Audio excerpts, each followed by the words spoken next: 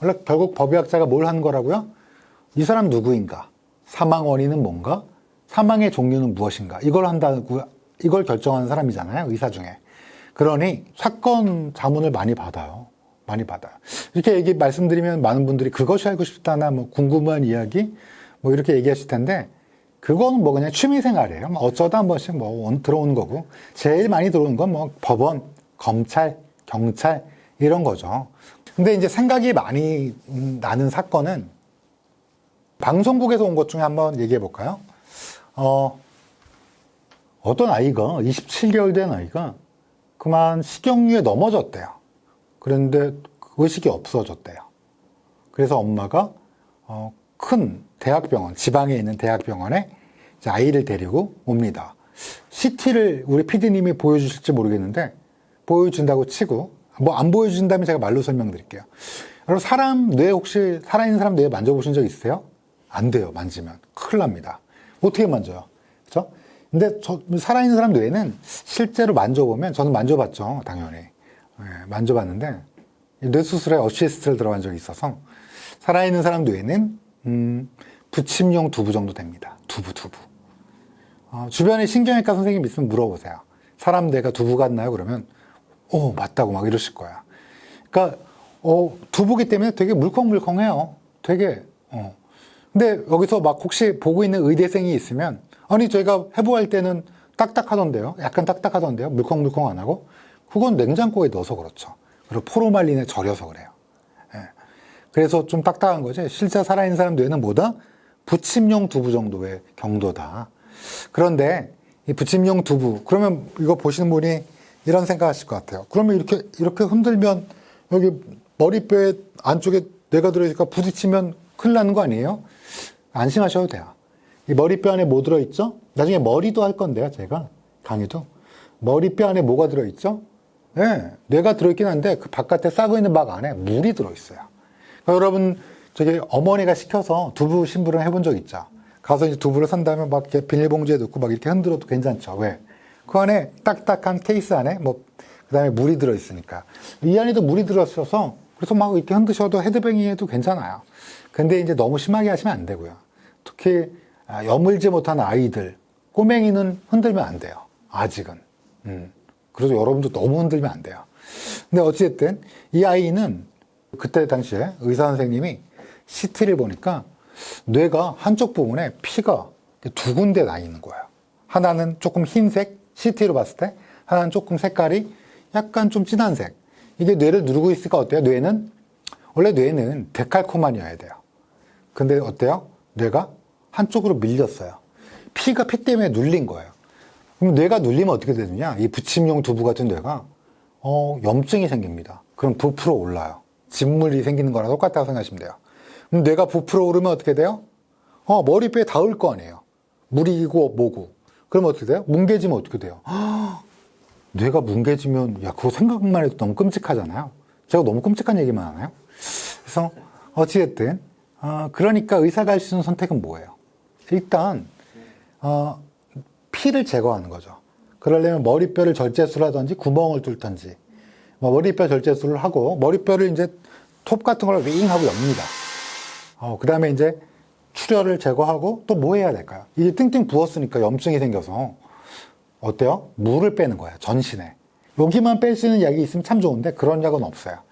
전신에 물을 빼는 거. 이뇨제. 마니톨 같은 아주 강력한 이뇨제로 전신에 물을 빼면 여기도 그 정도 가라앉을 거 아니에요. 조금. 물론 다른 데도 다 물 빠지죠. 근데 어째요? 살려야 되죠. 뇌니까. 그래서 아이를 그렇게 치료했는데 그만 아이가 사망하고 말았어요. 신경외과 선생님이 되게 열심히 했는데, 그러면 이제 뭐 해야 되죠? 의사가 해줄 수 있는 마지막 서비스, 국가 서비스는 뭐죠? 네, 사망진단서 작성해요. 그러면 사망진단서에 뭘 써요? 이 아이가 누구인가? 아이디. 두 번째 뭘 써요? 사망원인, 뇌출혈. 그렇죠? 세 번째, 사망의 종류가 뭔가? 병사인가요? 엄마가 넘어졌대요, 아이가. 그리고 실제로 넘어졌을 때 생기는 경막하 출혈이었어요. 경막하 출혈 말 어렵죠? 나중에 할 거예요. 다 할 겁니다. 제 유튜브만 보면 의대생이 한 반 정도 되는 법의학 지식, 의대생보다 오히려 더 공부 안 한 의대생보다 더 많은 법의학적 지식을 가질 수 있으라고 기대합니다.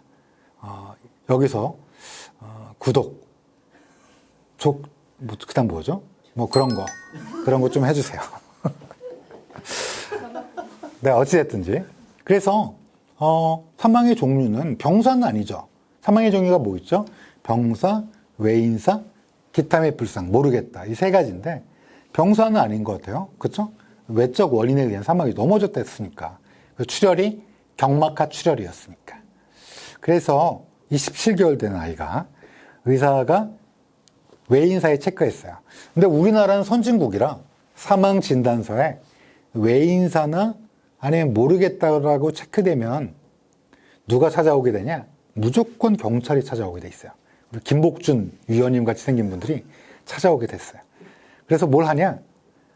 의사랑 같이, 또 의사가 껴야 돼요. 왜냐하면 사람이기 때문에 의사랑 같이 검시를 합니다. 그래서 같이 검시를 한 다음에 검찰에 의견서를 내게 돼요. 어떤 의견서냐? 부검을 할지 말지. 근데 이게 형사님이 의견서를 냈는데 거부하기가 불가능해요. 사실상. 물론 이럴 수는 있어요. 부검을 하지 말자라고 얘기했는데 형사님이 이거 부검 안 해도 될 것 같은데요. 제 오래된 형사의 딱 그 감으로 이렇게 얘기했을 때 검사님이 아니 그래도 이건 해야 되지 않냐. 뭐 이런 사건들 많아요. 검사님이 하자. 뭐 이래갖고 했는데 이제 진짜 뭐가 나온 경우도 있고. 근데 반대로 형사님이 해요. 근데 검사님이 하지 말자. 이러기는 불가능해요. 사실 왜? 그 용가리 통뼈도 아니고 현장에서 잔뼈가 굵은 형사님이 하자했는데 어떻게 검사님이 안 하자고 그래요. 다만 우리나라에서 형사소송법상 검시해 주체는 누구라고요? 검사님이에요. 그러니까 이제 검사님이 형사님이 이렇게 딱 요청을 하면 의견서를 내면 영장을 청구한다고 그랬잖아요. 그래서 이제 이렇게 나오게 되는 거죠. 결론은 사망진단서에 외인사라고 써 있으니까 경찰이 와야 되는데 이게 보통 우리나라에서 어떻게 되냐면 그 영안실 직원이 전화를 하는 게 많아요. 왜냐면 어차피 병원에서 돌아가셨으면 영안실 가잖아요. 그러면 이제 자연스럽게 이게 연결이 되기 때문에 영안실 직원분들이 이거 외인사인데 이거 경찰 받으셨나요? 뭐 이렇게 물어봐요. 그다음에 그러고 오면 경찰이 와서 아마 외적 원인으로 사랑하는 분을 떠나보내신 분들은 못 봤을 수도 있지만 그냥 넘어간 거예요. 이렇게 영안실이랑 경찰이랑 이렇게 딱 다 보고 갔는데 가족에게는 딱히 알리지 않았을 수도 있어요. 원래 그러시면 안 되는데. 근데 원래는 어떻게 돼요? 경찰이 와서 이제 뭐 가족들한테도 당연히 다 조사를 하고 뭐 이렇게 되는 거예요. 근데 이제 엄마가 영안실을 안 갔어요. 그 병원. 그리고 사망진단서를 찢어버렸어요. 그 다음 어떻게 했냐? 여러분 그 지방에 가면 지방이 아니라 서울에도 그 장례식장만 있는 데 있죠. 거기에 간 거예요. 아이의 시신을 데리고. 놀랍죠. 그 다음에 어떻게 했냐? 사망진단서가 없으면 아무것도 안 돼요. 사망진단서 필요하죠. 그러니까 뭐라고 그랬냐? 의사를 불러달라고 그랬어요. 그러니까 그 장례식장이랑 짬짬이 된 의사를 불러달라고 그럴 거야. 그러니까 거기서 이제 의사가 왕진을 왔어요. 의사도 왕진을 오나요? 돈만 주면 와요. 돈 주면 오죠. 얼마냐면 이거 업계 비밀이라 또 몇십만 원 주면 옵니다. 그래서 그 의사가 가정의학이었나요? 가정의학과 의사였는데 그 의사가 뭘 해야 돼요, 여러분? 이제 아시죠? 검시를 해야 돼요. 검시 중에 뭐? 검안을 해야 돼요. 검안을 해야 되는데 근데 안 하고 검안이란 건 뭐예요? 눈으로 그냥 보고 이렇게 막 열심히 관찰하는 거야. 근데 안 했어요. 그리고 엄마한테 그냥 물어본 거야. 왜 죽었어요? 하고. 그러니까 엄마가 뭐라고 그랬냐? 병으로 죽었어요. 이렇게 얘기한 거야. 그러니까 병사의 체크하는 순간 어떻게 돼요? 우리나라는 그냥 개인적인 일이 되는 거야. 그거는. 그래서 그거는 화장을 했어요. 그래서 그냥 끝났어요. 이러면 영원히 사라지는 거죠. 근데 이 아이한테는 아픈 사연이 있었어요. 원래 이 아이한테는 어떤 사연이 있었냐? 아이가 태어나자마자 엄마 아빠가 이혼하는 바람에 고모가 키웠을 거야. 고모. 친척 중에. 그러니까 고모랑 친할머니랑. 근데 이제 그 고모부는 결혼도 안 하신 이제 남자친구는 있고 아이를 너무 예뻐하다 보니까 남자친구한테 우리 입양하자라는 얘기들 꺼낼 정도로 이 아이의 엄마 같은 마음, 그쵸? 키운 사람이 엄마죠. 그래서 이 아이를 했는데 갑자기 친모가 나타나서 아이를 데려갔는데 데려간 지 얼마 안 있다가 안 있어서 이 아이가 죽었다는 얘기를 듣는 거예요. 너무 황당하죠. 건강하고 너무 미소가 아름다웠던 아이였는데. 그래서 어떻게 됐냐? 이분이 막 인터넷에 올린 거예요. 근데 여러분 그것이 알고 싶다는 궁금한 이야기와 이 스모킹건 늘 소재 고갈에 시달립니다. 아니 스모킹건은 소재 고갈에 시달리지 않고요.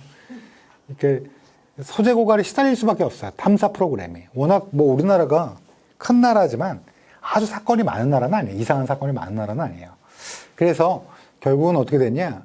그 인터넷을 막 뒤지던 작가님이 이제 뭐 소재 없나? 막 이렇게 뒤지던 작가님이 우연히 그 하소연을 본 게 된 거야. 이상하다. 그래서 어찌어찌 해서 저한테 그 모든 의료문서, 의무기록이 또 CT 이런 게 저한테 온 거예요. 그래서 제가 CT를 보니까 27개월 된 아이가 출혈이 2개예요. 경막하 출혈이. 근데 여러분 엄마가 처음에 왜 이 출혈이 생겼다고 얘기했죠? 왜 의식이 없다고 생각했죠? 맞아요. 넘어졌다고. 식용유에. 마치 톰과 제리에서 톰이 제리를 쫓다가 넘어진 것처럼. 근데 그러면 27개월 된 아이가 넘어지면 뇌출혈이 생기나요? 아이를 키워보시는 어머님들이 잘 아실 거야. 안 생겨요. 그 만약에 아이가 뇌출혈이 생겼다 뛰다가 넘어져서 그러면 인류는 어떻게 됐을까요? 애시당초 절멸했어요. 왜냐하면 넘어지면 뇌출혈. 여기 혹시 넘어져서 뇌출혈 어렸을 때 넘어져서 아마 없으실 거야. 물론 생길 수는 있어요. 높은 곳에서 떨어진다든지, 뭐 슈퍼맨 놀이를 막 정글짐 꼭대기에서 했는데 머리를 부딪혔다든지, 뭐 이러면 생길 수 있는데, 그러면 하나여야 돼요. 얘는 위에 하얀 거, 아래 약간 색깔이 다른 거, 시기가 다른 거예요. 잘 안 생기는데 시기가 다른 뇌출혈이 2개 있다? 27개월 된 아이한테? 이건 뭐라고 생각하세요? 아동 학대. 여기 정말 대단하시네요. 아동 학대입니다. 그러니까, 원래 제가 인터뷰를 할 때, 그런 거 할 때 이제 전문가 모드가 있습니다. 이렇게 딱 보고, 진중하게, 목소리를 조금 더 낮추고, 왜냐면 신뢰도를 줘야 되니까. 그 다음에, 뭐라 그럴까요? 용어 선택을 좀 잘 선택해야 돼요. 왜냐하면 말이란 건 정말 중요하고, 법정에서도 똑같습니다. 법정에 가서 막 까불고 뭐 이러면 이런 걸 누가 믿어주겠어요. 그거에 맞는 격식대로, 옷도 그렇게 입고, 또 목소리도, 또 태도도 일관되게 하는 게 좋겠죠. 근데 이 사건은 너무 화가 났어요. 그래서 제가 평소에 제 모드가 아닌 그냥 아빠 모드로 너무 화가 나서 이건 아동학대다 라고 그냥 거의 너무 단언해 버렸어요. 어쨌든 어떻게 됐냐? 경찰과 검찰에서 이제 인지하고 요 제 건을 제가 인터뷰한 거를 그 지역에 그 교수님한테, 법의학 교수님한테 이게 맞냐, 유성호라는 이 옛날 얘기라 잘 제가 알려지지 않았을 때 좀 젊어 보이는데 맞냐, 이 사람 말이 맞다. 교수님 그 지역에 법의학 교수님이 그렇게 말씀해 주셔서 결국은 재판에까지 갔고 1심 4년 6개월 엄마와 아동학대죄로 정인이 사건 훨씬 전이기 때문에 형량이 낮습니다. 1심 엄마와 동거남이 4년 6개월, 아마 항소심에서 엄마한테 4년 6개월 감형을 해줘서 그랬던 기억이 납니다. 그래서 저는 꼭 부검만 해서 법정 증언을 하거나 뭐 의견을 내는 게 아니라 그렇게 전혀 제가 시신을 본 적도 없는 거에 대해서도 의견을 냅니다. 비슷한 사건을 말씀드리면 무슨 앞 사건은 그러면 네. 이미 화상이 되고 시신이 없는 사건이에요. 시신이 없는 사건인데 사건이 유죄받기 굉장히 힘들잖아요. 어려운데 CT라는 게 남아 있어서 네. 이게 아동학대죄로 4년 항소심에서 확정이 됐습니다. 교수님께서 증언을 하신 거예요? 아니죠. 제 인터뷰가 들고 다니셨대요. 검사님이 그 좀 먼 지역이라 다른 교수님한테 이제 의견서가 채택이 돼서 그렇게 됐죠. 증언할 필요가 없었어요. 왜냐하면 인정이 됐으니까요. 판사님한테. 결국은 이렇게 굉장히 뭐라 그럴까 시신이 없는 사건에서도 유죄가 의무 기록이 있고 CT가 있고 이런 게 있었고요. 방금 PD님이 되게 의아해 하시니까 한 사건 더 말씀드릴게요. 이건 유명한 사건인데요. 어느 날 27주 된 태아가 이제 뱃속에 있는 거예요. 어머니 자궁 속에. 근데 갑자기 어머님이 배가 찢어질 듯이 아픈 거예요. 봤더니 약간의 하열도 있고 보니까 병원에서 그래서 서둘러 갔어요. 갔더니 태반이 박리가 된 거예요. 자궁에서. 원래 자궁에 태반이 찰싹 달라붙어야 되는데 어떻게 됐냐? 이게 박리가 된 거예요. 그럼 어떻게 되냐? 아이도 위험하고 엄마도 위험. 엄마는 왜 위험한데요? 피가 나잖아요.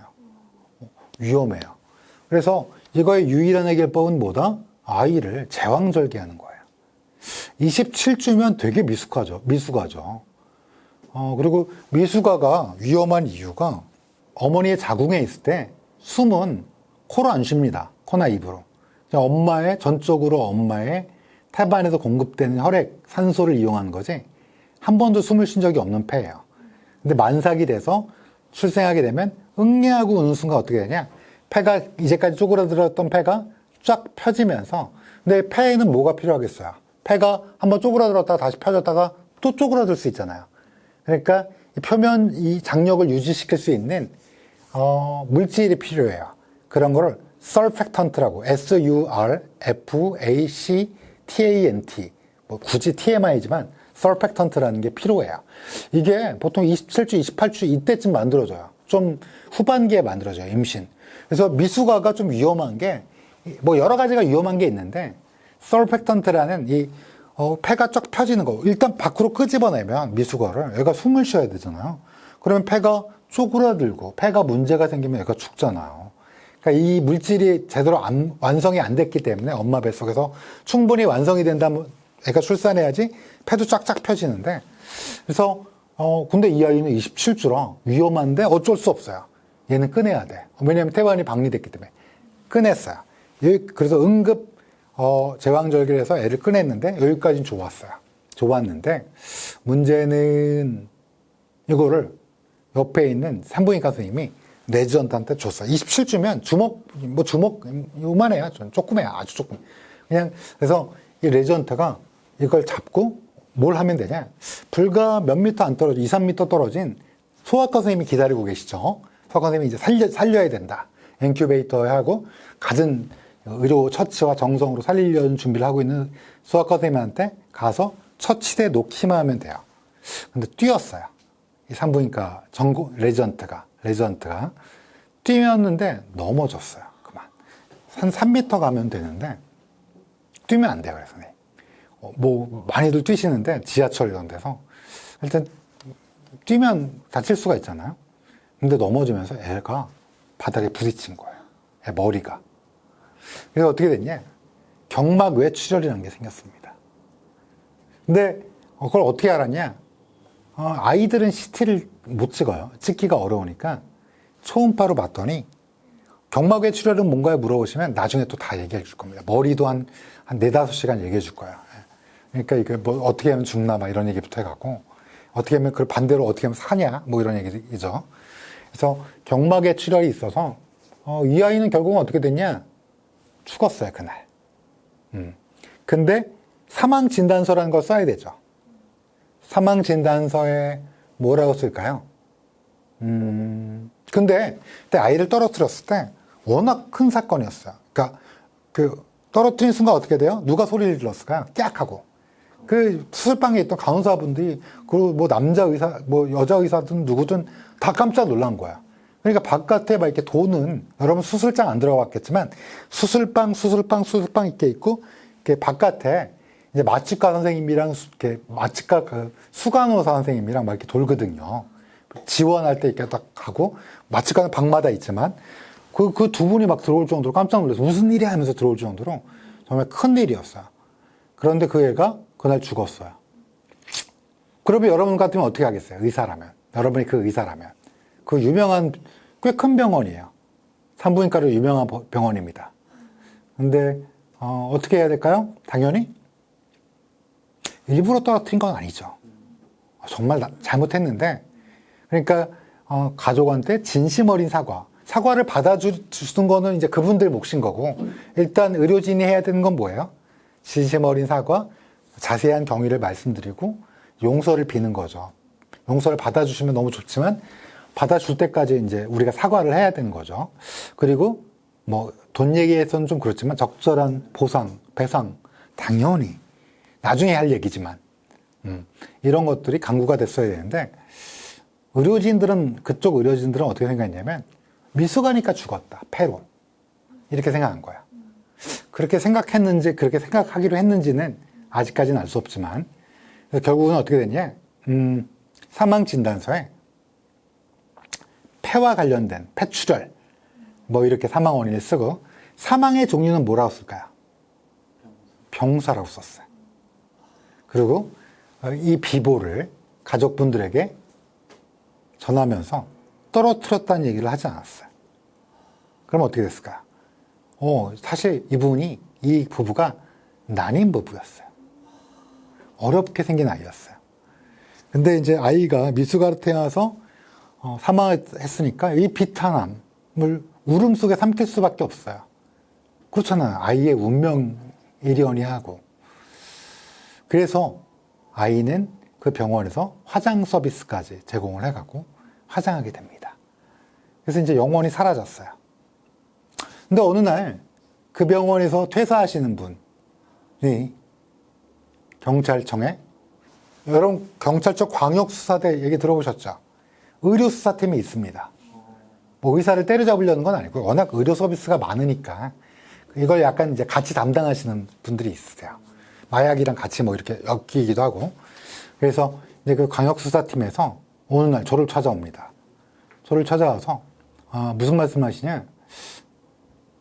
첩보가 들어왔는데 그 병원에 퇴사를 하시는 분이 또 복수로 여러 명이 이제 투서를 넣었다. 왜냐하면 세상에 거짓말을 속일 수는 없어요. 잠깐 몇 년은 속일 수 있어도 이걸 어떻게 영원히 속일 수 있겠어요. 그렇죠? 그래서 결론은 어떻게 됐냐? 압수수색을 한 거야. 경찰에서. 했더니 어떻게 됐냐? 아까 초음파 찍었다 그랬잖아요. 초음파 기록이 삭제되고 그런 기록들이 삭제됐는데 이거를 우리 경찰청의 유능한 경찰분들이 뭘 했을까요? 포렌식, 디지털 포렌식을 했습니다. 하여튼 그래서 디지털 포렌식을 해서 이걸 살린 거예요.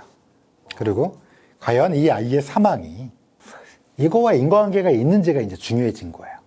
만약 인과관계가 있으면 뭐가 되느냐? 업무상 과실치사상과 함께 허위진단서 작성죄. 이것도 이제 나중에 의료사고와 관련된 사망 할 때 진단서에 대해서도 뭐 꽤 오랫동안 여러분께 말씀드릴 게 있는데 이게 허위진단서냐? 결론은 그래서 저랑 이제 세브란스 병원의 신경외과 교수님이랑 이제 자문을 드렸고 법정에 초대됐습니다. 전문증인으로. 어떻게 됐을까요? 저는 항상 그런 이제 그 병원은 되게 큰 병원이라 변호사분들이 어마어마해요. 어마어마. 여러분들이 아는 뭐 우영우 거기 뭐 이런 데가 이제 거기 변호사님들은 정말 똑똑해요. 나는 그분들이 다 의사 출신인 줄 알았어요. 막 공부를 진짜 많이 오셔고 그리고 그 검찰 측은 공판검사 2명. 그 2대 지금 기소된 사람은 부원장. 왜냐면 병원 기록을 지웠으니까. 그 다음에 소아과 의사, 산부인과 의사, 산부인과 레전트, 또 약간 불쌍한 소아과 레전트. 교수들이 했겠죠. 그런 거는. 근데 그래서 정말 힘들었어요. 저는 막 엄청 공격을 받아서 이게 뭐 맞냐 틀리냐부터 시작해서 그런데 일관되게 여러분이 판사님이라 생각하고 상식적으로 떨어뜨려서 경막에 출혈이 있으면 사망의 인과관계가 전혀 없다고 얘기하기가 사실 어렵잖아요. 패도 안 좋았겠죠, 당연히. 패는 안 좋은 건 맞는데. 그래서 그냥 원론적인 얘기를 하고 저는 법정 경험이 많아서 잘 참고 이렇게 막 도발을 많이 하세요, 변호사님이. 원래 그게 변호사의 중요한 덕목이에요. 흥분시키고 신뢰도를 떨어뜨리고. 근데 저도 흥분은 안 하니까 그냥 그러시냐고 그런 의견이 있을 수도 있겠지만 저는 이렇게 생각합니다 하고 이제 일관되게 얘기하고 나왔는데 궁금했어요. 저 다음에 키가 크신 멋진 신경외과 교수님, 이제 세브란스의 교수님이 탁 들어가시는 거 보고 궁금해졌어요. 어떻게 하실까 하고. 이게 한참 듣다 보니까 막 고성이 오고 이제 선생님이 이제 화가 나요. 내가 전문가인데 네가 뭐야? 막 이런 막 이제 변호사의 책략이었죠. 책략인데 어찌됐든 결론적으로는 아마 찾아보신 분들도 아시겠지만 유죄 받았어요. 병원 측에서. 그리고 심지어 법정 구속. 이게 원래 저는 의료진을 법정 구속하는 건 사실 옳지 않다고 생각해요. 이게 생각해 볼 게 많은데 그 건은 판사님도 그렇게밖에 할 수 없는 게 얘기를 안 했어요. 부모들에게. 네. 그리고 의무 기록을 추가하거나 지우는 거는 이거는 가장 안 좋은 거예요. 이건 신뢰거든요. 의사와 그러니까 뭐 의사가 실력이 없다거나 뭐 이런 건 그럴 수도 있어요. 다 얘기하고 싶지만 네. 저는 이제 죽을 때까지 가져가야 될 몇 가지 많아요. 근데 어찌됐든 그런 것들. 근데 다만 신뢰도를 하락시키는 거, 거짓말, 지우는 거, 수정 이런 건 안 된다. 이렇게 보신 것 같아요. 그래서 이제 법정 구속까지 하고 이건 형사재판이라 물론 민사에서는 어마어마한 보상금을 준 걸로 알고 있어요. 뭐 깜짝 놀랄 정도로 여러분들이. 왜냐하면 그게 너무 여러분 생각에도 좀 황당하잖아요.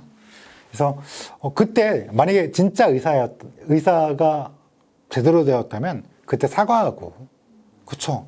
잘못했지만 일부러 그런 건 아니니까 그렇죠? 그랬으면 어쩌었을까? 결론은 뭐다? 시신이 없는 사건에서도 이런 영상자료, 의무기록 이런 걸 갖고 유죄 판결이 나옵니다. 여러분 나오기 어렵지 않나 그러는데 나옵니다. 나오는 경우가 있어요. 그래서 뭐 다 나오는 건 아니에요. 무죄가 나온 적도 있어요. 무죄가 나온 적도 있는데 그렇다. 그래서 오늘은 제가 다룬 사건 중에서 시신이 없는 사건들 얘기를 드렸고요. 시신이 있는 사건들을 얘기 드릴까요? 몇 분 지났나요? 1시간입니다. 이건 다음에 하지 뭐. 다음 주에 하죠 뭐.